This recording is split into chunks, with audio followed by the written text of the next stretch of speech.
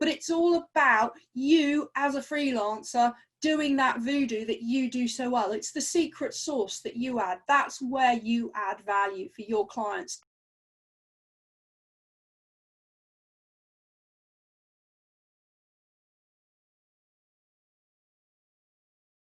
Hello everyone, and welcome to the fourth of 4 sessions of First Aid for Film Freelancers. Today's session is all about winning new clients. The session's going to be divided into 2 parts. You've got me for the first part, and I'm going to be talking about how you value yourself, how to think about it, methods, different models, different ways to look at it.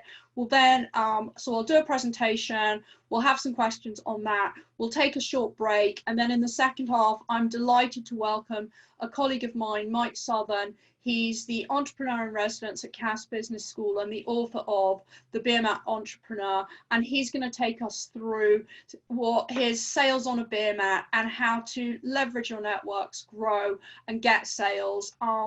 So this is all about how do I work out my value?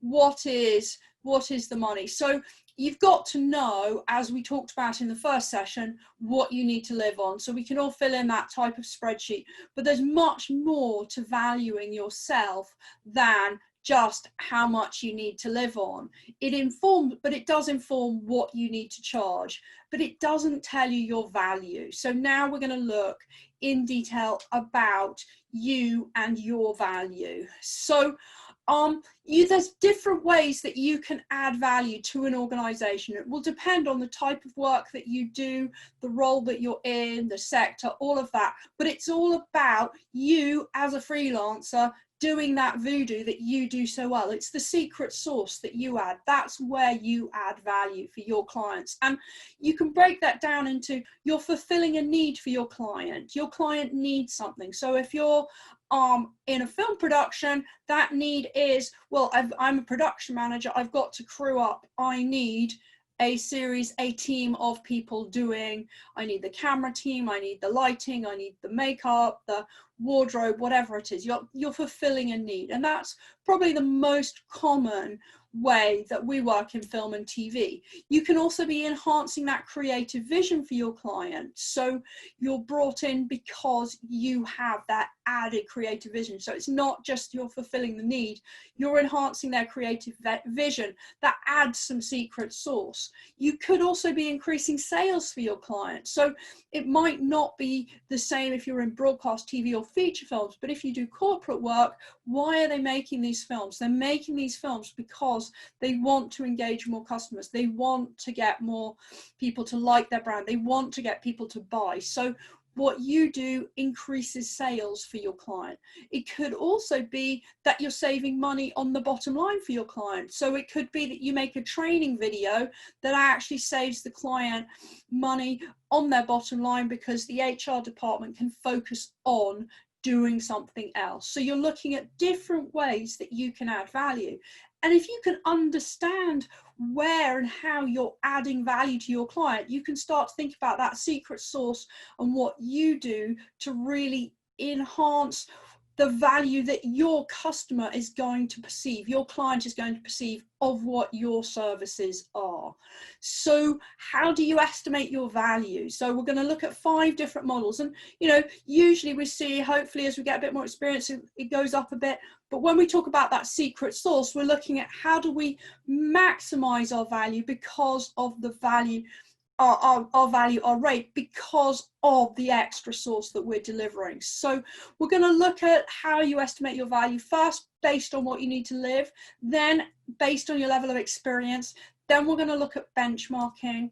Then we're going to look at different sector variations. And then we're going to look at the different audiences you might be selling your services to. So let's get started. So when you're looking at your estimated rate, you're starting to think about, well, your estimated annual turnover. So that goes back to your spreadsheet of how much do you need to earn to live. So you know how much you need to earn to live. You've got to add back in any taxes, any business expenses. That gets you your estimated annual turnover.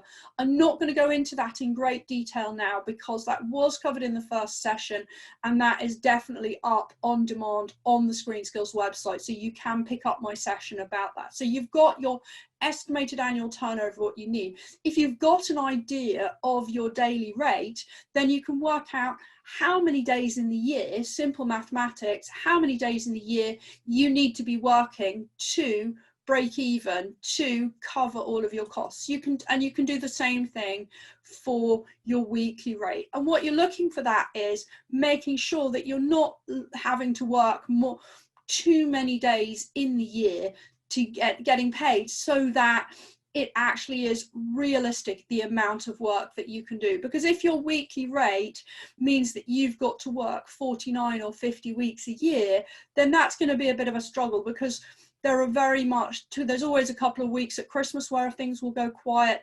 Easter can be quiet, the summer can be variable depending on what sort of productions you're working on. So the idea of thinking you can work for too many paid weeks is challenging, and we're going to look at that in a second. So that gives you a really rough thumbnail of where you're at, where you think your rate might be.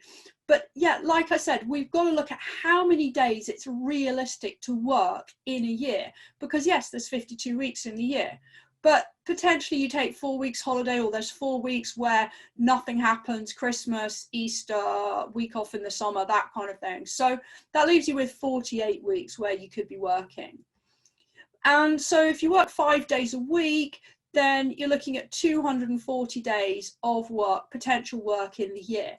But how many of these as a freelancer is it realistic that you'll actually be doing paid work? Because you've got to go to client meetings, you've got to sell your services to them, you've got to do admin, you've got lots of other stuff to do. So I always like to err on the side of caution and strip that back to maybe 50% of paid days to start looking at whether I can, what my rate, how the books balance on that. So that would be 24 weeks or 120 days. So what does that mean? So then you can say, okay, so we go back to the estimated annual turnover, and you can divide it by 24 for your estimated weekly rate, or 120 for a daily rate. What does that calculation tell you that your rate should be? Is that way too high? Is that very low? You know, you can model that. You can obviously move it up a bit, so you can maybe make it 30 weeks, 32 weeks. But as you start creeping in of paid work, so then your weekly rate would go down, and if that takes it to a more reasonable level, but you can start to get a sense of where the numbers start to work and how busy you need to be to earn what you need to live on. So that gives you a good starting point to look at your rate, but that's not really taking into account your secret sauce and your value and that side of things. But it starts to give you a sense of how many days in the year you need to be working fully paid for that day to cover your costs. So it's a really good exercise to get you started. And then when you're thinking about how you're doing your work, we all work in different ways as freelancers. Graphic designers, for example, will probably charge by the hour. If you're doing dailies on a film set, you'll be charged, as it says, by the day. A production team often booked by the week. And then HODs are probably booked by the project. So your head of department, I know when I work with production designers and that kind of thing, I'll agree a fee with them for the project, which will estimate the number of filming days that they need to be on set and some time for pre-production and any post stuff that they need to do. But it'll be a fee and it'll be a buyout. So that's a kind of by the project. So you can look at what you're doing and think about, well, okay, how many of those hour projects do I need to do? How many hours do I need to be hired over them every week, every month, every year to cover my costs? The same with days, weeks. How many projects of what sort of size do I need to do? So those models can be really helpful, because you might find that different projects, certainly for me, I find that different projects work in different ways. I do a lot of project work, but I also do dailies work. And occasionally I do weekly work, but not so much. So I'm looking at that balance between what I get when I'm booked by the day and the project work. And I start to build up a picture of the different income streams that I have and how those can come together for that full picture. So then we've looked at what we need to earn, what we need to live on. But now what about our experience? Well, that falls into a number of categories depending on where we're at. So when we're just starting out, whether we're early stage, mid-career and experience, but that's not just about how long you've been working and you think, well, you know, I've been working for 25 years. So actually, why does the experience thing start at 5+ years? I see these as sort of bands within stages of your career. So when I first became a producer, which was probably only about 3 years ago, I went back to the just started in terms of my experience for being a producer. So I was always expecting to be paid at the lower end of a producer because I just started being a producer. The same when I started running workshops and facilitating. So as you step up to different parts of and different roles in your career, you can look at different bandings within those roles rather than looking at your whole career. And that helps you to focus as we move further into thinking about the valuation side of things. So think about that. So if you're a production manager and you've only just started being a production manager, you would expect a different rate to if you're an experienced 5 years plus production manager. What does that mean? And that can start to help you express as well the secret sauce that you are offering. What is that secret sauce? How can you define that? And your experience can be part of that because you've worked in so many different scenarios and dealt with so many different challenges that you're probably much calmer and relaxed about challenges that are thrown at you. So using that mapping, you can start thinking about, well, actually, why is it that I add value? Well, actually, your experience could be a key part of that. And actually, you can do things quicker because of that. Therefore, you're worth more. So understanding that experience and how you can use that to sell yourself is equally important. And benchmarking. So benchmarking is when we start considering how we compare to others in the sector. How do we measure our rate against other values? So you can look at sector resources. So those could be professional bodies and guilds. So in film and TV, we've got lots. We've got Beck2 Production Guild. I mean, there's a guild for every department. I've only put a couple of examples down here, but they often publish rates. I know the Advertising Producers Association, the APA, has a set of rates. So you can start to look at, okay, well, what are the resources? What resources are out there? What rates are out there? How can I find out the different rates for my role in different places? What are people getting? How does it compare? So that starts to give you a sense of, well, am I benchmarking? Am I getting what I'm expected for the type of projects that I'm doing on? So those sector resources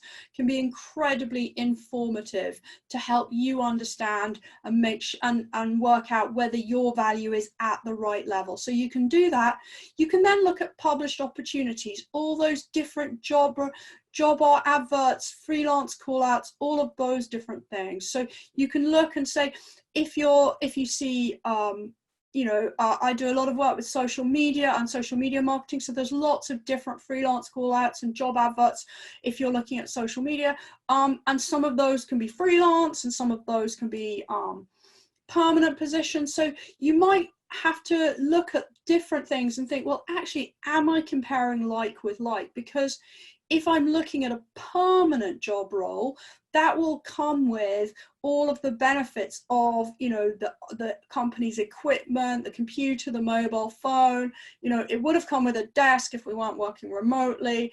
But the company has to pay lots of costs to employ you, not only that equipment, but they've got to pay employers national insurance. So you can roughly, rule of thumb, say that it costs the company about 25% more than the salary offered to hire somebody by the time you factored in all the equipment that they need and all of the extra HMRC tax and national insurance costs. So you want to remember that when you're looking at freelancing things and when you're comparing those to permanent roles, that you need to add in roughly about 25%. So you're benchmarking against different call outs that you can see, and those could be on social media, they can be on jobs platforms, they could be in all different in industry groups. So you're looking at what are other people paying or advertising jobs at, so to help you understand how does that compare with the sector resources, what I'm getting at the moment. And then the other really powerful one is asking people. Now obviously you do need to tread quite carefully, because just going up to somebody and saying, excuse me, what do you get paid, is probably not going to go down particularly well, and people might find that quite intrusive. But there are ways of finding that out, and particularly if you've got a mentor who's a stage or two ahead of you in their career, then they can be a really good person to ask, because they've probably been at your stage doing similar work, and they know what the rates are that you can be asking for and what that can look like. And you can absolutely talk to your peers, talk to your colleagues, but as I said, tread carefully so that you're building up a trust, so it doesn't sound like you're trying to get information that people wouldn't be happy to share. So, you know, I'll often say to somebody, I'm looking at doing this role and I'm thinking it's probably worth about this per day or per week. What do you think? So they don't have to say whether that's what they're getting or not, but actually they're able to, you know that they kind of know, and it's a bit of a game, but it allows you to find your way into that conversation without them having to really come clean and you putting them on the spot. What did you earn for this job? Because nobody's going to really want to tell you that. So those people, and other people in your wider network maybe you want to talk to, again, just thinking carefully about how you approach that. But that is going to be probably some of the most accurate on the ground information that you can get alongside those sector resources. So benchmarking and doing that research can really help you to understand where do you sit and where do you sit, basically. Yeah, and we'll come on to the next bit. So then we're looking at industry sector variation. So what do we mean by that? You know, if I'm looking at TV particularly, that could be, is this a primetime show or a daytime show? We know they have different budgets, there's different published tariffs for them, so there'll be different prices paid for a producer on prime time, a camera operator on prime time versus daytime, and those prices will vary, and different crew work on different projects for exactly those regions. Are they network or regional? It's the same kind of challenge. Is it an independent film that's got a budget of 250,000, or is it a studio production of a film? You know, all of these things command different rates. So, you know, again, if I'm working, sometimes I'm a producer and I'm being a producer, and then at other times I'm teaching about production management or producing. There's a different rate depending on if I'm teaching or if I'm doing. So if I'm in teaching mode, I have to go with the teaching rates that are prescribed by the university. If I'm doing and being that producer production manager, I sit within the PM producing type rates. So those can vary as well. It can depend if it's a large or a small company. If it's a bigger company, they may have bigger budgets. If it's a smaller company, they may have smaller budgets. So again, you can look at that and think about, well, actually, what does that mean for the work that I'm doing? Again, commercial or charity sector.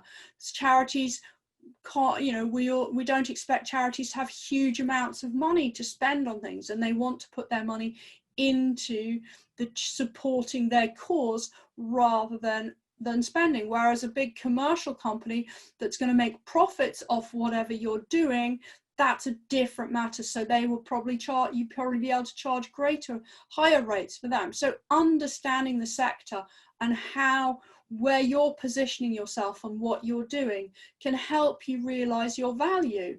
So You might think about working, you probably find that you work with different industry sectors at different times of the year, different projects. So one minute you're working on prime time, the next minute you're working on something that's daytime, then you might do something for a commercial company, then you might do something for a charity. So you might have different rates in that. But if you can understand where you sit and how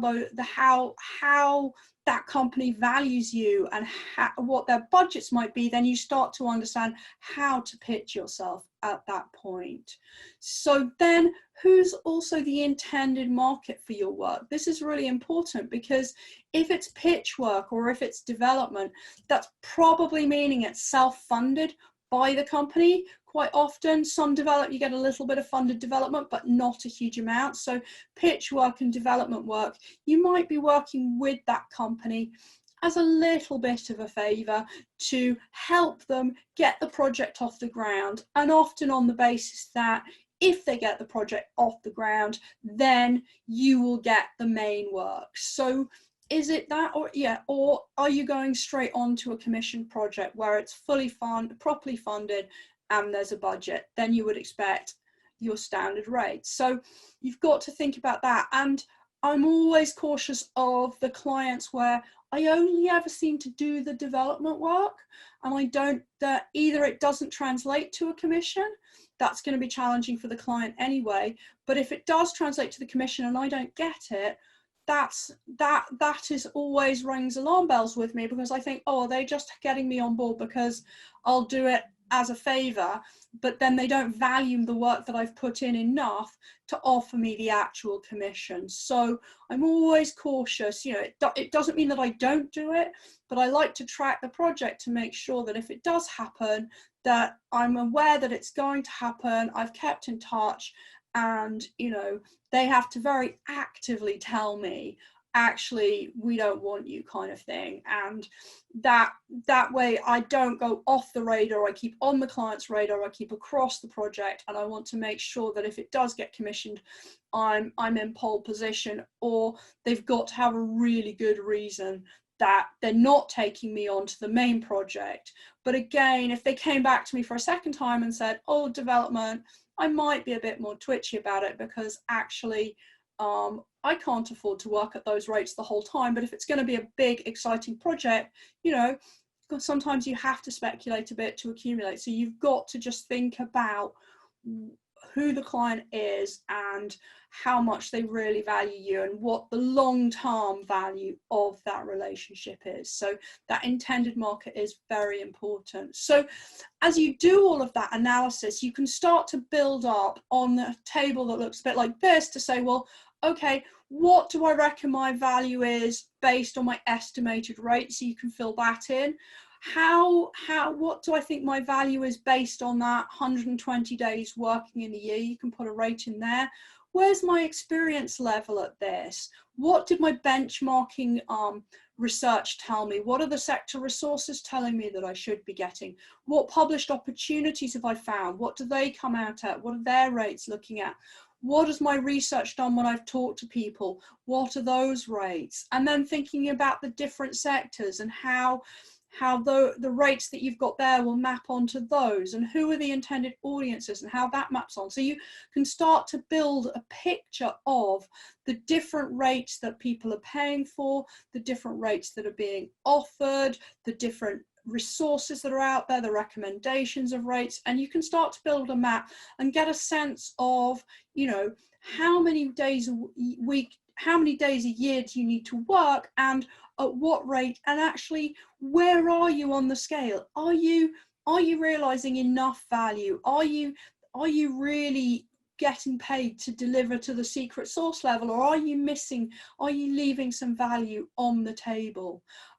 So starting to fill that in and getting a picture starts to help you understand what the options are. And I know that there aren't always huge opportunities in film and TV to do lots of negotiating, but at least you can start to understand where the opportunities are, what the benchmarking tells you about what other people are getting, so you can have confidence to go in with the rate that you think you're entitled to. You understand your level of experience. So starting to map that out should give you some really good insights into what you can charge for your services and how clients will value you. So a simple thing, I work, you know, I'm sure we all work with lots of different rates. So I do a quick calculation where I look at, okay, so it assumes that you're working, this is based on a daily rate, so it assumes you're working 120 days in the year, and you've got 3 different rates. So one of your daily rates is 500 a day, one of yours is 250 a day, one of yours is 300 a day, and this person has estimated the percentage of work they will do over the year at those different rates. So you can see that they're quite cautious. 50% of their work's at the lowest rate, 30% at a slightly higher rate, and then 20% at that highest rate. So they're being quite cautious in terms of the work that they're doing. And that gives them a projected turnover for the year of 37,800. But actually, when they did their living costs and everything else, it came out at 40,000. So actually, this calculation shows that they've got a shortfall of 2,200 over the year. But actually here they're only working 120 days. So, you know, if they got 5 more days at that top rate, they would be working 125 days with another 5, so 29 at 500, and that would take them into a plus 300. So they've actually got a bit of flex in there to add a few more days and catch it up. And even if it was at the 250 rate, they'd still be looking at 4, 8, 9 extra days, so 129 days in a year. So that's probably not a bad calculation. It's probably break even. It's going to be a bit more than 120 days, but they've still got up to that 240 of 48 weeks, and you don't want to get too close to that, but a few more days, that's probably doable. So what happens if we look at that on a weekly basis? So again, same calculation. So this time we've estimated working weeks at 36 weeks in the year. So, and 3 different rates, 500, 400, 600, all a third of the time. So 12 weeks of each. And that's showing an excess here. So you've got a projected turnover of 18,000 and required turnover. So that's their living costs and their taxes at 17,500. So they're projecting an excess of 500. But actually this one's quite tight because, so we think 36 weeks in a year, there's 52 weeks. So that leaves us 46, 16 weeks. But actually 16 weeks isn't a lot. If we take off 4 for general holidays, that leaves us at 12 weeks. And if you were to do that over, say, 8 different contracts, and if you were to do this work over 8 contracts in the year, and actually you had a week off in between for each timing, so you've gone from 16 weeks clear down to 12, take off another 8 weeks because they're between contracts, you're down to only about 4 weeks of capacity that you've got left in the year. So actually that's probably a bit tighter than the other example, even though it's showing an excess. So you can start to do this from your benchmarking exercises, from your intended audiences. You can start to think about, well, actually how much of the work that I'm going to be doing is, you know, if I'm a makeup artist and I go between dailies on big productions and then designing on small productions, I can start thinking about that. And then maybe some corporate shoots as well. I've got 3 different types of work that I'm doing, probably at 3 different rates. How do I estimate that and start to do those calculations to build a kind of plan and almost like sales targets for the year of how much of each type of work you would need to do. And then you can see, well, actually, I've got a bit more traction in that. But whilst maybe the short films are really good fun to be a designer, they take up a lot more time. And actually, I'm not valued as highly in those at the moment. So what do I need to do? So you can start flexing the different models of how you're working to see what's going to work best for you to realize your value in the best way. So that gives you a sense of those sample rate calculations. So now I wanted to take a step back and start to look at some scenarios. And a wedding photographer who I mentored, we had some very interesting rate conversations during our mentoring, because picture the scene, you're a wedding photographer, it's the summer season, and there's probably about 13 really peak time Saturdays in the summer months where it's peak wedding season. So you've got these 13 peak days where you will probably do most of your business, and people like to get married on Saturdays most of the time. They want to be, you know, in the cornfield, in the sunshine, this, that and the other. So what she found was that she was being booked up a year or two in advance by couples because they liked what she did, and they had a plan, because they, you know, people plan quite far ahead to get married. So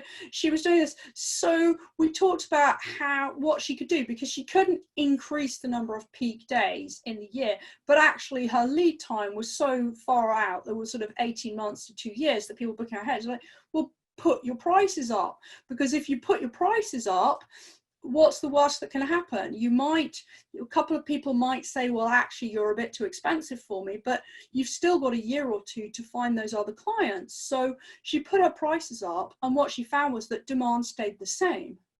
So she put her prices up again, and it was only when she put them up 100% the first time and then 50%, it was only then that she started seeing the clients drop away because she was too expensive. So we can look at this on a graph and look at that relationship between the price and demand. So it was only when she finally put her prices up for the second time that she was really pricing along this line, because at this point, as she put her prices up, demand went down. Prior to that, she was pricing below the line, so it didn't really matter, as she could keep going up and up and up until she hit the line, and it would only be then, at that point, that the price would go down. So you're looking at this and thinking, well, actually, what does that mean for me in what I'm doing?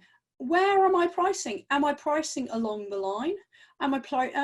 It's really, really common in creative industries that we price below this line, and we don't often get to that point. And we're so scared of somebody saying, oh no, I don't want you, that we don't dare to price even close to the line. So really understanding where your pricing is at. And it's only when you start getting to that point that people start turning your business away based on the price, that actually you're starting to get close to the line. Now, price is not everything in a conversation, and I know Mike will pick this up in the second half, because actually we don't always want to be talking about price, but this particular part is it's also very important to understand it. So that gives you a sense of where the wedding photographer was pricing, and how it was only when she got her prices up by 100% and then 50% that she actually got close to that line and saw that demand drop off. But what happens is, you know, she doubled her prices, so she was earning twice the amount for the same amount of work. So that's what you're looking for. So you're not being that busy fool. So I love, when I'm negotiating for contracts, I love to listen out for the sharp intake of breath. The sharp intake of breath test is when a client asks you how much the job will cost. You give them a price, and if you don't hear the sharp intake of breath when you tell them, you've probably left some value on the table. Because as a freelancer, I work at a very high-end, luxury end of the market. I deliver for really high quality, high value, as do we all in film and TV. So if we're not pricing ourselves at that sharp intake of breath level where people are going, oh, it's a bit stretchy, I might need a bit of a negotiation, then you've probably left some value on the table. Think about places where you negotiate for yourself in everyday life. A good example, maybe you've gone to buy a car and you're at the car showroom, you know, you've seen the sticker on the window saying how much it is, and you know it's the car that you want, you've done your research before you go in, so you make the salesman an offer for a price, and they just say yes straight away. you kind of feel that you haven't got the best deal, because actually, you know, they really quickly agreed that there was some that you could have saved yourself some money there, because actually they just said yes straight away. So that's the same thing as the sharp intake of breath. You've given them too much value. So the sharp intake of breath is all about realizing the maximum value for yourself. So you've got to know, you've got to be prepared to negotiate when you put that price in, but equally, that's also the point where you're also reminding them of the secret sauce that you bring, the why you. We talked about that in the last session. Why me? What value do I add? What's my secret sauce? Why am I the best person to deliver this for you? How do I fulfill your need the best? How am I the best person to realize your creative vision, increase your sales, whatever it is? So you're really, that sharp intake of breath allows you to get a sense of, okay, I've pitched this in a stretchy way, you know, they're twitching a bit. Now I'm going to go for it with the, this is why me, to try and minimize that negotiation as much as possible. So overpricing is also an important thing to look at. And, you know, there can be indicators for it. You haven't got enough work. Your proposals aren't converting to meetings. Your meetings aren't converting to work. Mike will talk about some really good strategies for how to make sure that, how do you convert your proposals? How do you convert your meetings? We'll talk about that in the next part. But actually, so those are some indicators. But the questions around that for me are, well, are you pricing too high? Have you priced above the line? Going back to that graph, but actually that's only one part of it. Do your clients really understand what you're offering? And do they value what you're offering? Are you presenting it to them in language that they can understand and actually means that they've got a budget for it? So many times I see freelancers pitching their services to clients in their own language. Oh, I want to sell you a school video making workshops. Schools don't have budgets for video making workshops. Well, why video making workshops? Well, video making workshops because actually they enhance pupil literacy. Okay, so hi, we do video making workshops. They can enhance your pupils' literacy. Would you like to buy some enhanced literacy for your school? Oh yes, we've got a budget for that and our literacy scores are really low. Yes, we'd like to buy that. So are your clients understanding what you're offering, why you are the best person, why your service fulfills a need for them? Are you speaking their language?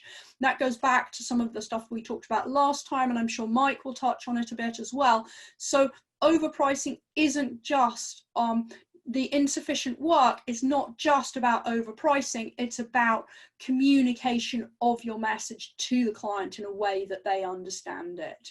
So underpricing, again, too much work, goes back to the wedding photographer. They've got too much work. So are you being too good value? So are you too good value? Are you doing too much for the client, more than they're asking for, so you're creating too much work for yourself? Or are you not charging for your work? Are you not charging properly for your work? So that begs the question, have you actually asked for a higher rate from your client? So working for low or no pay, should you do that? Well, you've got this relationship between supply and demand, and at the moment during COVID, that is really skewed in film and TV. Usually it's in a relatively stable equilibrium. So, you know, there's a relatively fit, you know, there's work around and it's busy and the industry's busy. So those economics are kind of in kilter. But at the moment, what we've got is the industry's pretty much in hibernation. What does that mean? We've got very low demand for crew, for freelancers to make projects, to realize our productions. We've got this huge oversupply of crew who would usually be working that aren't working because demand is so low. So what does that mean?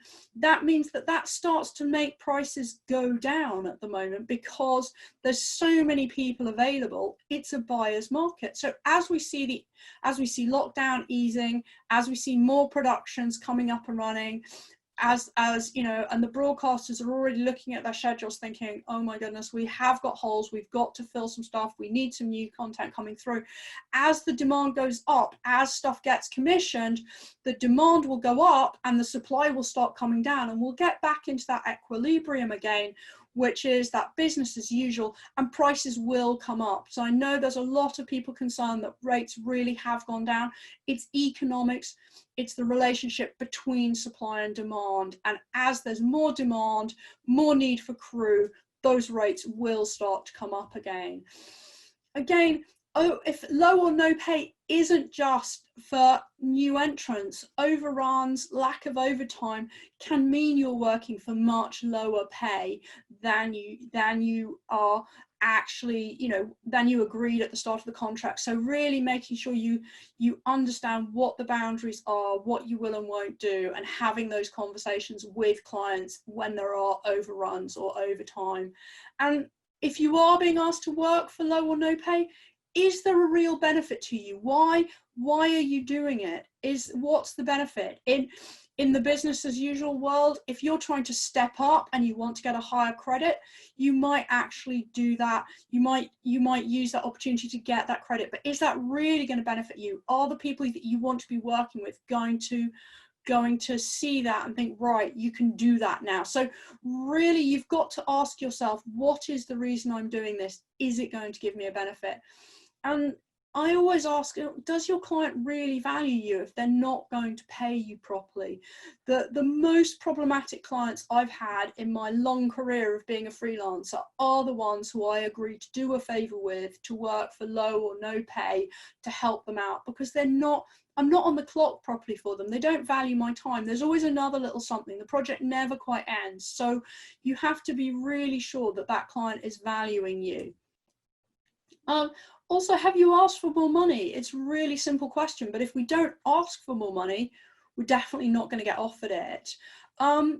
There's one very good reason to work for low or no pay, and that's for hobby clients. And hobby clients are people whereby you care passionately about what your client does. So it could be a charity, it could be a youth group, you know, anything that you care passionately about, and you'll work for them because you can provide your specialist services to them. It adds benefit to them, and that's your way of contributing. Instead of giving cash to the charity, you provide your expert services to allow you to help them. So an ad agency friend of mine, when she was ill with cancer, she worked for the cancer charity, helping create some advertising around ovarian cancer to use her skills in a really constructive way. She knew she could add more value to them by doing that than giving them a weekly amount of money. So those are hobby clients, and they're absolutely valuable and valid, but you've got to think about doing that work and making sure that that doesn't impact on actually earning a living at the end of the day, because you're not going to earn a living out of your hobby clients. And then that comes down to finally knowing when to walk away. So you give somebody a price for a job and they want to negotiate it right down to a point where it's not worth your while. You've got to know when you give somebody a price, at what point you're going to walk away and say, my time is better spent finding a client that values me and pays me what I'm worth, because actually in the long run I will get more work and earn more than doing this piece of work. And there are different times, you know. At the moment during COVID, the answers to these questions are different for us now than they were 6 months ago, and they probably will be in 6 months' time. So I think embracing that and knowing that your boundaries will change as lockdown eases, and as the industry picks up again, that will change your walkaway price, your pricing potentially in general. So knowing when to walk away is incredibly important, because that shows you know your value. So how do you put your prices up? I think it's really simple. You tell your clients you're going to put your prices up. and then you put your prices up. And there's really only two things that can happen. The client will agree, everyone's happy, or the client doesn't agree. So the client doesn't agree, okay, you've got two choices. You can carry on as before, or you can walk away. So if you carry on as before, that's only going to lead to, in my experience, to resentment, because actually you've carried on as before, you've asked to put your prices up, the client said no, you're carrying on regardless. So the client's never going to think that you're serious if you ask to put your prices up. You're going to feel resentful because probably other clients have agreed. So that relationship is going to start to fall down. And then if you walk away, you can then free yourself up to find clients who will pay you at that new price. So you do need to think carefully about who you ask, when you ask them, and at what point, but you know, follow through when you do put your prices up. And it's surprising how well reasoned and well communicated you can often gain agreement, but you've got to have a good relationship with that client for that to often work where everybody's happy. Equally, I use pricing to, if I see a client comes to me and I know I might have had experience of them before, or I've heard about them and I know they're going to be a tricky client, I'll often price myself that bit higher, because if they're a tricky client but I'm getting paid at the top end of my rate, then I'm kind of happy, because I'll deal with the extra aggro that I get from working with them because I'm getting more money. And then equally, if I'm too expensive, then that's fine, they can just walk away, because actually they're quite a tricky client and I probably didn't want them in an ideal world. So you can use pricing to work with the clients you want to work with as well. So that wraps up for me about how you look at your value, but it's much more than just the price that you charge. It's that voodoo that you do so well. And you know, one of the biggest challenges, and I challenge you all to think about it, can you close a deal without talking about price? And we had a very interesting workshop conversation in Macedonia when I was working with some creative entrepreneurs, and they were absolutely adamant that it was a really price sensitive market, and these were designer makers who were making lots of soft furnishings. They were being sold in department stores, and they were saying, well, the department stores, they're only interested in price. What's the price? What's the price? So we started talking about, what value do your products add in the store? And they're like, and then suddenly these floodgates started opening, and they're going, well, when my products are there, they can see that they're locally made products by local entrepreneurs. They make the store look individual, high quality. So suddenly they were starting to understand how they could talk to their buyers about why they add value without talking about price. How can you do that in your conversations with potential production companies, with clients, with HODs? What can you do? What's that secret sauce that you can talk about? Why is there a match with what you're doing with that client's project that means that you should be on it without actually getting to that conversation about price?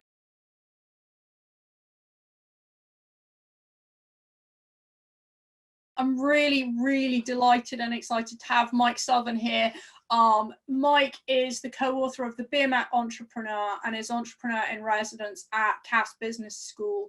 And I don't think there's anything Mike doesn't know about sales and really winning new clients. And, you know, we all know this is a hugely networked industry. So Mike's going to talk us through how you can leverage those networks and how you get in front of people and seal the deal. Oh, hello, everybody. Alison was very kind to mention I co-authored a book called The Beermat Entrepreneur many years ago, and that's been very popular. But I'm actually going to be talking about sales today rather than how to start a business. But let's just start with what makes a good salesperson, because you're all people in the film industry. You see yourself as delivery people, production designers and cameramen, women, all of that. And you're probably not what you'd consider to be a natural salesperson.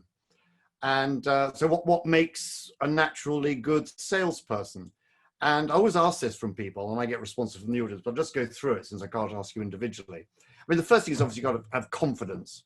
And my job here really is to explain that sales is not rocket science, despite what that video showed.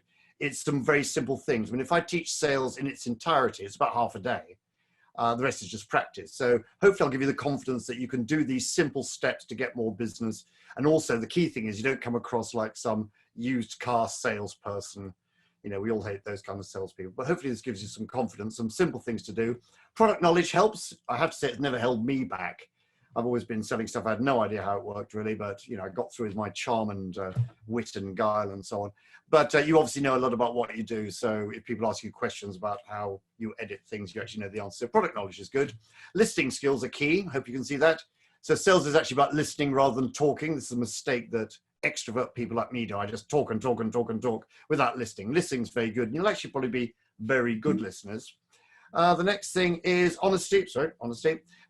You know, nobody likes somebody who's dishonest, but I doubt if that comes into your circumstance. But, you know, you've got to tell salespeople a bit over ego. You know, you start telling lies, you get found out pretty quickly. Focus. You've got to be really focused on what you're doing. In this case, getting new business. And find it's hard work. You know, the more work you put into the sales process, the more stuff you'll get. And I'm sure you're very hardworking once you get onto your film. And these are all good qualities that human beings need to be good at sales. But the most important one is actually not on this list. It's actually very straightforward. Basically, to be good at sales or the sales process or selling, you've got to be this, which is liked. I know it sounds silly, but they've got to like you. Liked in the broadest sense, they like you as a human being. Also, they like the sound of the products and services you provide. Just be liked. But of course, and here's a bunch of people that I've taken from PowerPoint land. Here's a bunch of people being liked. They look like students because I teach at university. So if they like you, they'll talk to you. If they don't, they won't. You'll just get a vague, oh yeah, leave me a brochure or send me some details. They want to get rid of you. So if you're in a sales process, you're speaking to somebody who should be a good prospect. You've got to understand that not everybody likes everybody. You're not going to have everybody fall immediately in love with you straight away, though that would be nice. I mean, you'll be astonished to hear this, but bizarrely, not everybody likes me. I mean, it's impossible to believe, isn't it? But Alison's just thinking, I'll just have a quiet word with Mike later about his, some of his aspects of his characteristic. So the first 3 minutes in any conversation with somebody who might be hiring you is vital. I talk a lot in the book about elevator pitches, which is often 15 seconds in an elevator or a lift to win 15 minutes. But when you're having a conversation with somebody who might be employing you, you've got to get the first 3 minutes right. Not be too pushy, but also explain what you do and why you're so marvelous. All the stuff that Alison spoke about, your secret sauce, what is it about you that means they should consider hiring you? First 3 minutes is vital. So let me ask you a question. This is kind of how sales works as a technique. So if I could show you how to work out whether somebody likes you or not in the first 3 minutes of conversation, you'd be really interested, wouldn't you? And I'm sure you're all saying, yes, I would, Mike, but you don't quite believe me now. And this is what's called a visualizing question. You paint a picture. So if I could do a brilliant job of work as a production designer, whatever, you'll be really interested, wouldn't you? Then people are thinking, oh, I'm being sold to. I'm a bit wary. So they're a bit skeptical that you are the best camera person in the world. So you've got to come, whenever you get skepticism, you've got to come up with what's called proof pretty quickly. You've got about a minute. Otherwise they'll think, no, I don't believe you're the best production designer in the world, and so on. So I'll show you the first technique, which is something you can use tomorrow when you're putting yourself out there. And this is essentially networking on a Beermat, which is on my site. It's in this workbook that you're going to get. And it's basically about how to ask questions in 3 minutes to work out at the end of the 3 minutes whether they're worth following up with or not. Because sometimes you're speaking to somebody and it's just a conversation. There's some people who are thinking, oh yeah, I'm going to give you a call next week or tomorrow, ideally, or send you an email. So this technique was originally developed many years ago when I was asked to help a speed dating company of all things. Because I don't know if they still have it now, and it's been a long time since I've been dating, but speed dating kind of made sense then, which is if you're single, you go to a speed dating or speed networking event, you're going to meet 30 people in the course of the evening, which is better than just one person.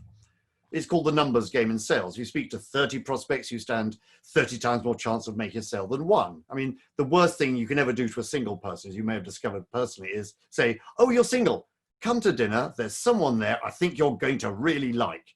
You look at them, they look at you, In the first 15 seconds, you're both thinking, not a chance, but you're stuck there for 3 hours. Whereas in speed dating, if you ever do this, or speed networking, the bell rings at 3 minutes. You move on automatically. And so you can speak to the next person, the next person. So meet 30 people. And if they like you after 3 minutes at the speed networking, the deal is they put a tick in the box marked Mike Southon. And if you put a tick in the box and they put a tick in the box, then you get introduced. So you're doing the same technique to everybody you might meet at an event or online or whatever, to see if they can put a tick in the box, which is basically, yeah, 15 minutes more. Because in the speed dating thing, it's when you go for a coffee or something like that. So here's the networking challenge that we all used to face when we used to do face-to-face networking, which is going to come back. You can see it's only a matter of time before these come back. Maybe we'll have to be 2 meters apart. But basically, here's a room. This, in your case, would be a room full of film producers about to start projects. You're thinking, oh, I want to go and talk to them because they might give me some work. And they're talking to each other because they know each other better than you. So here's the challenge. You've got to walk up to a stranger, start a conversation, and then after 3 minutes, work out whether they're worth following up with or not. Maybe they aren't. Maybe they're not doing the project at the moment, or you're not the right person or whatever. So it's a short conversation. So, but you want to speak to as many people as possible. But of course, the hardest thing for a shy person, and most of you, I'm guessing, are shyer than me. I think everybody on earth is a bit shyer than me, but just walking up to strangers is not your favorite thing, and just starting a conversation. So I've got a great tip here, and it's from a good friend of mine. So I'm going to give him a plug. This is the best opening line you can do to say, let's say Alison and Natalie are chatting together and Rebecca at some conference. You're going to walk up to them and introduce yourself. Now, this comes from, and it's this: may I join you? Really simple. Hello, may I join you? Because 99 times out of 100, they'll say, yeah, come and join us. If they say, no, go away, we're having a private conversation, you stupid person, there's some weird cult you don't want to sell to them anyway. I mean, watch out for people having a very close, intense conversation, maybe talking about something serious, but just people chatting at a conference, they've got a glass of wine. And I'll give credit where credit's due. Here is Will Kintish, the king of networking. He tells me, and I think it's true, he's the leading UK authority on networking skills. If you want to work on your networking skills, get onto his site and whatever. So you're going to walk up to strangers, say, may I join you? Then they'll say, well, hello, who are you? And here's where it gets interesting. Because when I show you the 5 questions you ask in this specific order, you'll see how straightforward it is, obvious, whatever you want to call it. We've all done it. And when it's worked well, it's worked really simply. So it's actually based on the logical levels of neurolinguistic programming I discovered after I invented it, but that's just me trying to big it up. Okay, you're going to ask 5 questions in this order. And the first question you ask is the simplest question ever. It's the where question. So where are you from? Where are you based? Easy question, gets the conversation going. We've all asked it on holiday, or you meet somebody, where are you from? Gets the conversation going. And then you ask, and what is it you do? Because you can see a name of a company, or if it's obvious or not obvious. So what does your company do? What do? You ask them that question. Then you ask them, so give me an example of the kind of work you do. What, where, what, and how. Then, why are you here?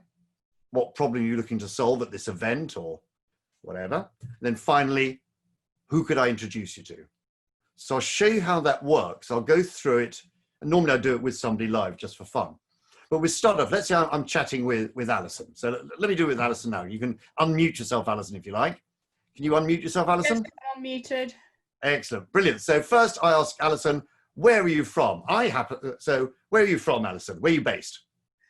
I'm based in Birmingham. You're based in Birmingham. So I'm based in Hampstead in London. You're based in Birmingham, which is on the map there. Gets the conversation going. That's all I know about you. That's where you're from. Then we pretty well get into. And what is it you do, Alison? Your company. It's called Mission Guru, I see. What does Mission Guru do?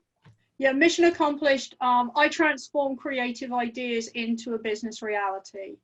Perfect. That's more like a slogan than what you do, but you might want to be more. I run training courses. You run training courses, you see. So, and I'd say, well, I'm a professional speaker. So, I'm sensing a bit of synergy here already. This is what I do for a living. I stand up and I talk at people. So I'm doing it remotely now.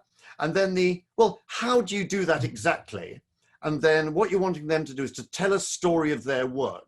So tell me how you do that. So Alison, just tell a story about this screen skills workshop you've done recently, this one.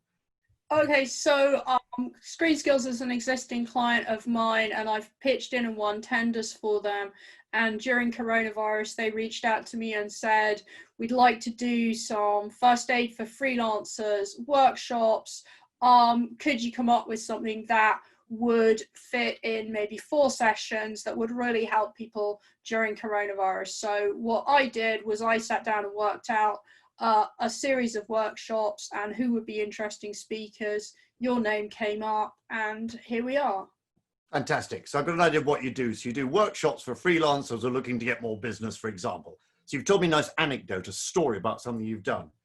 And I probably wouldn't tell this story, but one where I'm trying to impress people is once upon a time, the city of Liverpool asked me to get Richard Branson. It took me 9 months, but I got him. There we were. And that was a happy day. And that's a great story. There's me and Richard Branson. It's about the 5th one I did in that year.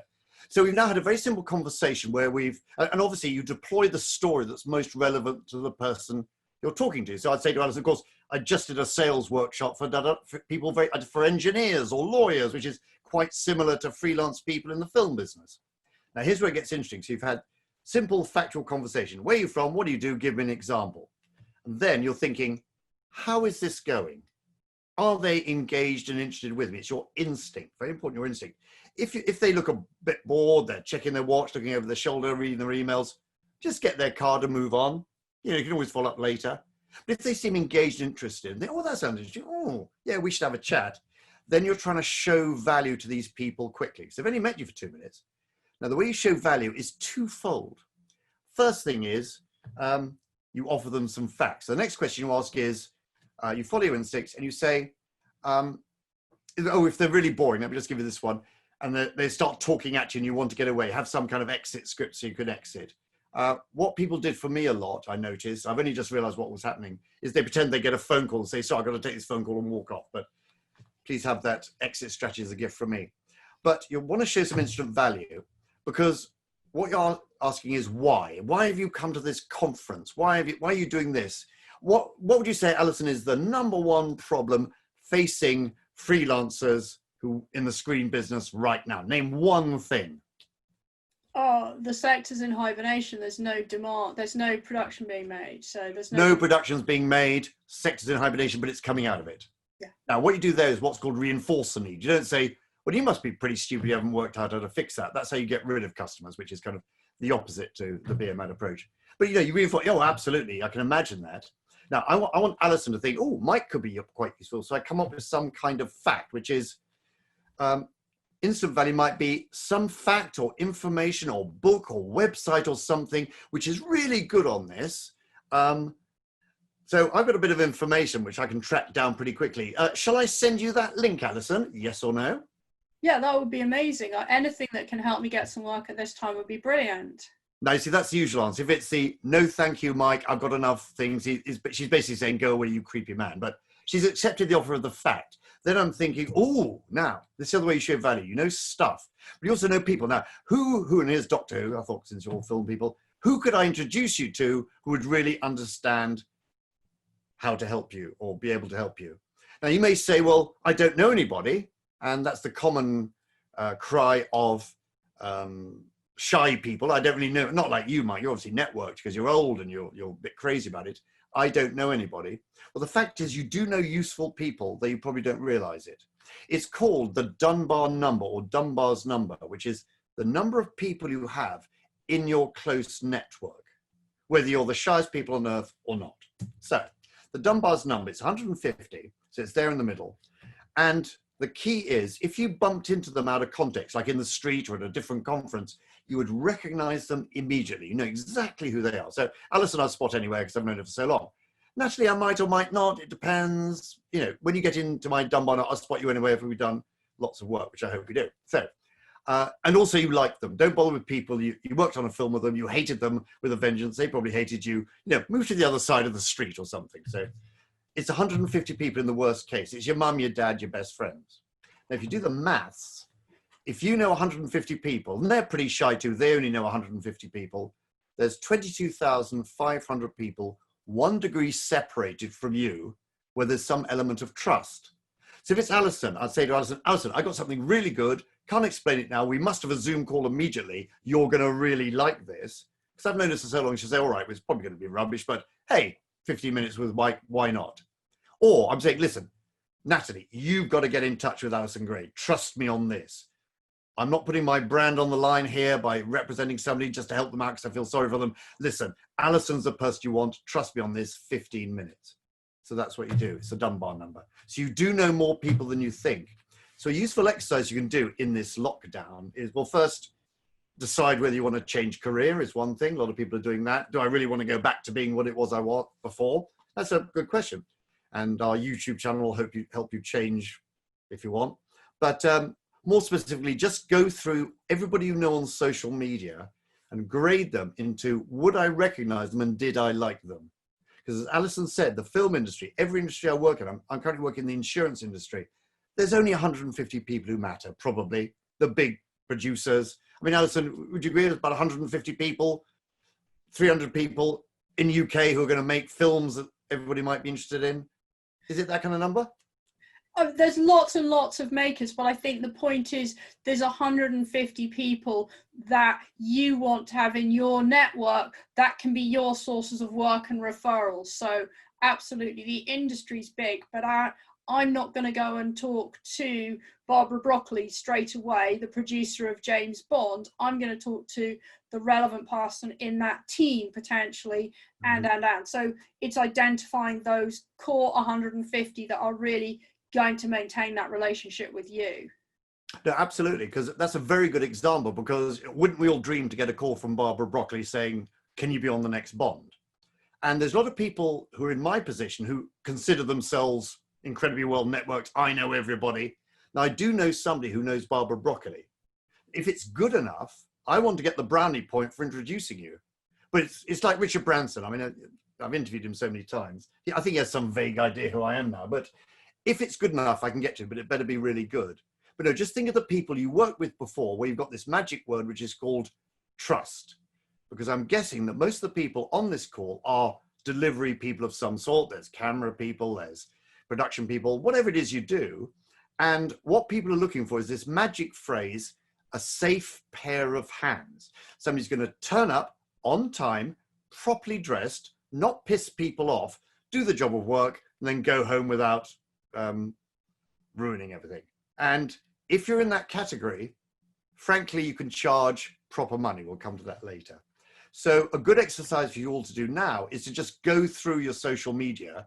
LinkedIn is by far the best tool for this. Or there may be one to do with the screen industry where everybody's there, they said what they did. You're probably thinking, well, I worked on that film with somebody 6 years ago. What are they up to now? Oh, they're running a school. That's very interesting. And you've got something to talk about. Or there's somebody who's mentioned who's doing a film, and it turns out you went to college together, or your children went to college together. There's always a connection there. So something to do while you're all sat at home, you know, staring at the internet, is just work on your Dunbar number. It may not be as many as 150, but you want to identify the people you'd really like to work with. And any intelligence, you've heard they're about to start a film. I mean, it's only a question of when. All these top-notch professionals have got a good track record, are undoubtedly going to make another film or TV show soon.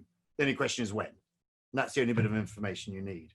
Then it's getting in touch with them. What do you do? Well, here's how you get a meeting, or in these days, a Zoom call.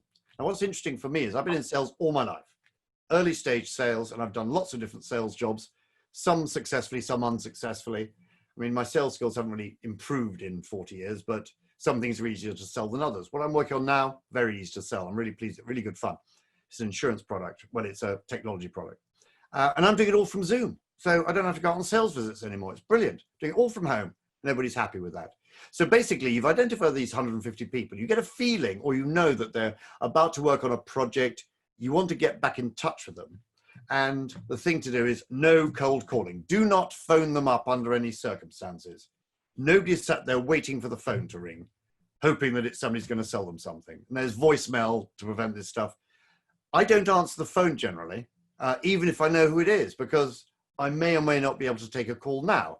I'm much happier with somebody sending me an email, which is what I'm going to teach you to do, or a text, so I can deal with it when I want to. So there's no cold calling. Nobody does cold calling anymore. You're going to send Mike's magic email. Now, this is probably the best thing I've ever invented, other than our son, who I was 50% responsible for in the early stages. So basically, you've got a list of people, you've got their email address, or you can find it. That's really straightforward. You want to send them a note, but the magic with email generally, and I often get people to repeat it back to me at live events, say, I promise, Mike, never to send an email ever again. And here's the magic bit, longer than 4 lines long. A lot of people have this feeling, the more stuff I put into my email, the more likely they are to hire me. The answer is less. If you can't think of one thing you worked on where they say, oh yeah, I remember you doing that, or, oh, you worked on Harry Potter, that's interesting. No long emails. People won't read them. It's a short email with a very specific purpose, which, as you'll remember, is to get that meeting, live meeting or Zoom call, whatever it is you want. So it's 4 lines long. It's an individual email to individual people. It's not spam. You don't do one email and send it to, say, 150 people or whatever. It's not spam, because that's what spam is. The spam filters will pick it out. And it asks a simple yes or no question. That's all email is good for to strangers. To your friend, you can do any kind of email you like. But in a business context, you're sending an email with a simple yes or no question. Not how do you feel about anything and so on. You'll see how it works. So the structure of the magic email is in the workbook, but I'll just go through it briefly now. But it goes like this. So you don't be trying to be clever, witty, amusing, especially somebody you don't know, because it may go horribly wrong. So the magic email has these elements. First is there's some kind of greeting. Dear Mr. or Ms. or Jane or John or whatever it is. There's a greeting. That's fairly straightforward. Then it's something that you've noticed, which is it refers to what I call their pain. Now, they're doing a new movie. That's not a pain, but the pain is, well, they love doing the movie. The pain is got to get some really good people, better get a good costume designer, better get assistant director, better get this, that, and the other. So they've got a pain, problem, or opportunity. It's either understand you're doing a new documentary, or I'm sure you'll be doing something cool soon. My guess is it'll be another whatever it is you do. So it's about them. They're thinking, that's a bit weird. Yes, I am doing that. Do I know this person? I'm not sure. Hey, I've only got 3 more lines to read. I'll read on it. It's on one screen. They can see it. The second is exactly who you are, your premise, what it is you do. I'm that marvelous assistant director you worked with on, who worked on this. This is your premise. And big yourself up a bit. You know, this is your secret sauce. I'm a fantastic, whatever it is I do. So I'd say, Alison, I'm a brilliant public speaker and sales trainer. Now, of course, Alison thinks, oh God, God help us. I'm being sold to. Beginning to recoil. Remember, when they're skeptical, is Mike really the best speaker in the world? Whatever he's claiming, you've got to come up with proof. So your proof is, there's something I did which is relevant. You may remember, you may have seen me in, or you may notice, I was the thing on that. That's what I did. Then your simple yes or no question is, can you do a specific Zoom call on a specific date at a specific time? Ask for, don't say, when's a good time to have a Zoom? It's like, how about this time? Because they can either say, yes, I will, good result, or no, I can't, that's a bad time. Oh, if only you could do 1900. Well, do you know what? I think I could do 1900. It's a very simple question. Do you want to have a Zoom catch up, quick catch up, or not? And then the subject field, these vary. I mean, there's no hard and fast rule. Some people leave them blank, so the email goes to the top of the stack. Some people make them quite salesy. Just try different things, see what works for you. But people have been deploying this Beermat magic email for many years now, since the book came out originally 2005, Sales on Beermat. And I mean, Alison, what would you be happy with if you sent it out to, say, 100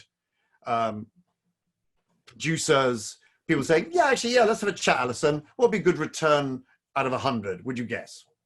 So I think for me, that falls into 2 stages. Because I'd probably start with people who are closest in my networks through the Dunbar's number. And so I mean, I'm greedy. I'd expect a really, really high response rate to people that are closer to me. And then as I get further away from me, I'd see it slip off. So let's go for the people who don't know you. These are not, you know, so, oh, Alison, yeah, great, we must have it. It's more like, oh, who's this Alison Grade? Don't even know who you are. What would you expect from 100 people who have never met you personally? What would be a good return? I would have thought 15, 20%, something like that. That's the Beermat average. It's 16%. Now, you haven't spent a long time doing this. This is quite time consuming. Getting it, you know, small and neat and not too wordy is quite hard work. You can bash these out because the only thing that's different in all the emails is the first line. So it's quite a mechanical process, and systematic production managers and people that are good at project management are good at bashing these out. send them out. What's the harm? You get no replies. Well, either it was a bad list or your skills are not needed. But please deploy the magic email. I mean, you'll probably think, well, if I got 4 or 5 people say, oh, that's good timing, I'm just planning a production. You know, I'm not necessarily going to buy you, but let's have a chat because your credentials seem good based on that one line. Oh, you worked on that. Do you know what? Let's have a chat. There you go. So send out the magic email.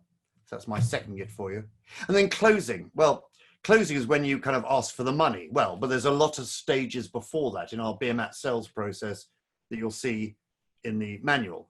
I mean, right at the end, you've got to talk about money. But this is the hardest part of the process for everybody, including me.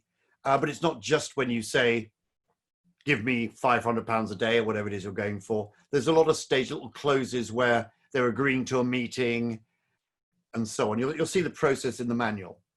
But you've already been closing all the time. But eventually you do have to talk about money.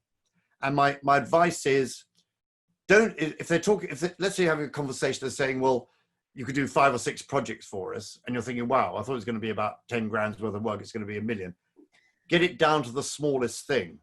But I can be more specific here. I can talk about specific pricing now. But let me just, because when they say, what's your day rate? How much do you charge?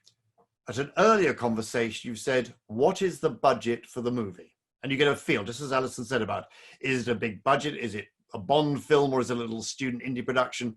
And also you should have a general view on what a day rate is for someone like you. I mean, when I speak for a living, it can be kids in a school one day, it can be huge international conference the next. So I kind of have a fixed rate, but you should have a general feeling. I mean, Alison, I don't want to put you on the line here, but if you take, say, an assistant producer, I mean, what is the kind of range of day rate that an assistant producer with, I don't know, 10 years experience would go for? Just give me a range, just for... Oh, I mean, in day rates, you're probably looking £200 to £300 a day in day rates, from the smallest project to the biggest project, if not broader. Yeah, so let's say £200 to £300 is typical. Okay, so the first thing is I'd always price yourself towards the 300 end and be able to back it up. I turn up on time, I'm properly dressed, I don't piss people off. So that's what you've got in your mind. And then I meant the range between the different rates rather than the rate itself. Absolutely. So you've got some idea what to ask for, but you're asking them, so what's your budget for production designers, and see what they say. Now, in the beginning of the sales process internally, they're not thinking, let's find the cheapest production designer we can. Because somebody say, well, what's wrong with them? Or if somebody says, well, you're going to hire Alison at £300 a day, we've got somebody to do it for 200, I'd immediately say, what's wrong with that person? Are they desperate? Are they, you know, there's something wrong with them. People like to pay proper amount of money. You show value for money by turning up on time, doing a good job, and all those kinds of things. But basically, they say, okay, and you say, well, how many days is it? They'll say 20 days. And so what's your rate? And you're thinking, I'll go in at 295 for this one. So I'll make the maths easy, 10 days at whatever. They'll say, how much? You say, well, for this, my day rate, and if you've done all the maths that I really liked at the beginning of your talk, which is, if you get enough work per year at 295, you're going to have a good living and you're not going to starve to death and so forth. You'll say, and it's for that, for 10 days, £2,950 plus the usual expenses, to see what they say. You're now closing. You're actually asking for the money. So here is how closing works. So let's get on to that. You should always be closing, because closing on a Beermat only has 2 elements. There's what's called a script, and then there's silence. So you almost rehearse the script, you know, before you go in, which is, and the good news is, I'll do a great job for you for only 2,950. And you've got to perhaps rehearse it in the mirror a few times so you don't come across as a bit sort of, it'll be, oh, 2,950, bad body language, they know you're scared and whatever. So it's all confident, you come out with it. So 2,950, then silence. Wait to see what they say. Now, I was taught this by my dad, who used to sell cars. He was head of British Leyland, Eastern Europe. But later he was selling pensions for Dunbar. And he had this guy, and he had a plan for this guy, which is just the right plan for the guy. But the guy just couldn't make up his mind. So my dad wasn't embarrassed about what he was selling. This person needed this. So he just said, look, John, for heaven's sake, that's what it is. Sign here. And he held the pen and waited for 4 hours. Well, it was 14 seconds, even like 4 hours. Because the silence makes them say something. So let me try closing on Alison. We've been talking about an event, And I've, thought it through, and I said, well, who did you have last time? You had Jane Smith. I said, well, I'm better than her. I know what she charges. She charges 5. So if I come in at 4.5, I'll be happy with that. That nice thing. They should pay that. I'm really good at what I do, etc., etc., etc. But I've got to ask Alison now for £4,500. I say, Alison, great news. I can do it. Love to do it. And the best news is, it's going to be only £4,500.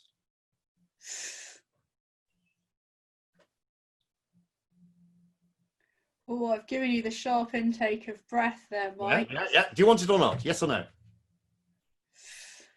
That's quite a lot, Mike. Yes, it is. Do you have another question?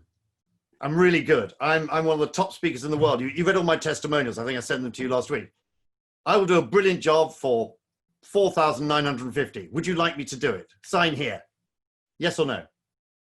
Go on then. Okay. Now, Alison, because I bludgeoned her, said, well, there's only 3 possible answers anybody can ever say when you say, look, that's what I'll do it for. Sign here. Okay. The 3 answers are, well, here's some example scripts. Please confirm by an email, 4,500. Sign here is another one, or give me a deposit might be a fun one. I mean, I sometimes ask for money up front for speaking engagements, but okay. The 3 possible customer responses are, like Alison, they said yes. Hooray, that's good. She could have said, no, I'm not paying it, or let me have a think about it. Yes, no, or maybe. The only 3 possible answers. So let's go through the 3 and what you do in each circumstance. Now, let's say somebody's lovely, like Alison, they were thinking, they've been told probably, well, if Mike comes in at less than 5 grand, you can say yes. And you're thinking, yeah, 4,950. Sounds good. Okay, then. So if they say yes, I'm going to give you a magic acronym. Well, you take the order and you stop talking. And my magic acronym is STFU. I developed this for a bunch of bankers once, where S stands for shut, T stands for the, and U stands for up. You can work out what F stands for. Stop talking. Oh, I'll tell you what, Alison, we could also do this. Maybe I'll do one next year. No. You talk yourself out of the deal. Say, done, signed. Oh, Mike, could you also, maybe we might need a facilitator. Absolutely. Noted. Just sign here for the original thing. Get on to the next thing. Yeah, maybe you could work on a different film. Yes. Sign here, sign here. Take the money and run. Don't physically run. That's bad body language. But take the order, thank them nicely, then come back and sell them the next thing. But what if they say no? No. I say, why? Now, the answer you'll always get, because this is the easiest answer to give, and it's never true, is you're too expensive. This is bulldogs, to use a popular term. You've already had a conversation about day rates. What are your rates for this film? So you're going to industry rates or whatever. So you've got some vague idea. That's all been kind of agreed. Suddenly, this £295 a week or a day is too expensive. And most people crumple at this point and give a discount. Now, there are certain circumstances where they say no, give a reason, and you have to say, I'm sorry. And it's usually to do with something like timing, which is, yeah, the price is fine. I'm going to say no because we're starting a week early. And I know you're busy then because you told me. And you say, well, can I fix that problem? But if that you can't, it's literally, you can't get off another job, you lose the business. This is the only time when you lose a business. You've had a conversation before they've moved the things. You're saying, look, I can do it, but the earliest I can be there is the 1st of June. They say, we're going to have to say no because I've just been told it's starting 1st of May. And you try and fix it, but if you can't, that's when you lose the deal. Very rare, but you lose it because you've done all your qualification. You know what it is. If somebody says, oh, sorry, you either fix the problem, close the sale, or you lose the sale. Your nightmare is where somebody says, let me think about it. Let me speak to my boss. Think about it. And I say, is there anything specific you're worried about? No, I just need time to think about it.